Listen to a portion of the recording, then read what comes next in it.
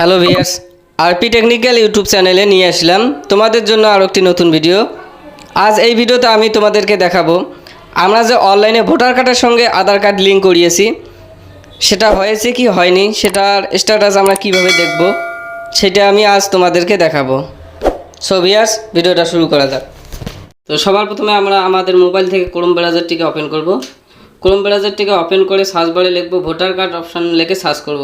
Search করার সঙ্গে দেখুন সঙ্গে সঙ্গে এখানে লেখা আছে, প্রথম যে লিঙ্কটা আসছে চলে এসছে।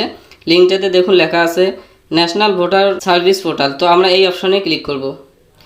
ক্লিক করার সঙ্গে সঙ্গে ভোটার পোর্টালের যে অফিসিয়াল ওয়েবসাইটটি সেটি ওপেন হয়ে যাবে। ওপেন হওয়ার পরে 3 ডট বলে একটি অপশান আছে, এই অপশানে ক্লিক করে ডেস্কটপ সাইট, দেখুন এখানে ডেস্কটপ সাইট বলে একটি অপশান আছে, এই অপশানে আমরা ক্লিক করব।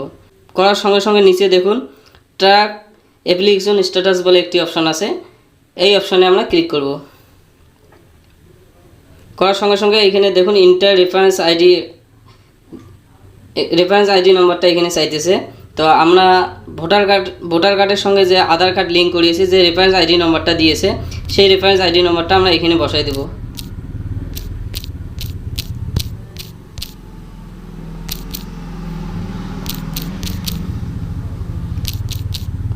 দিয়ে ট্র্যাক স্ট্যাটাস অপশানে ক্লিক করব। ট্র্যাক স্ট্যাটাস অপশানে ক্লিক করার সঙ্গে সঙ্গে দেখুন এখানে স্ট্যাটাসটা দেখিয়ে দিয়েছে। তো এখানে দেখুন লেখা আছে ফর্ম ডিটেলস, ফার্স্ট নেম আছে, লাস্ট নেম আছে, ওয়েস্ট বেঙ্গল থেকে করেছি। আর এখানে কত নম্বর ফর্মটা সাবমিট করেছি সেটা দেখুন এখানে লেখা আছে ফর্ম 6B। তো এইখানে দেখুন লেখা আছে অ্যাকসেপ্ট রেসিপ্ট। তো এইখান থেকে আমাদের যে আধার কার্ডের সঙ্গে ভোটার কার্ড লিঙ্কটি যখন অ্যাপ্রুভ হয়ে যাবে তখন এখানে দেখবেন অ্যাকসেপ্ট বলে একটি অপশান চলে আসবে। তো ভিউয়ার্স, আমার ভিডিওটা যদি তোমাদেরকে ভালো লাগে লাইক, শেয়ার ও কমেন্ট করতে ভুলবেন না।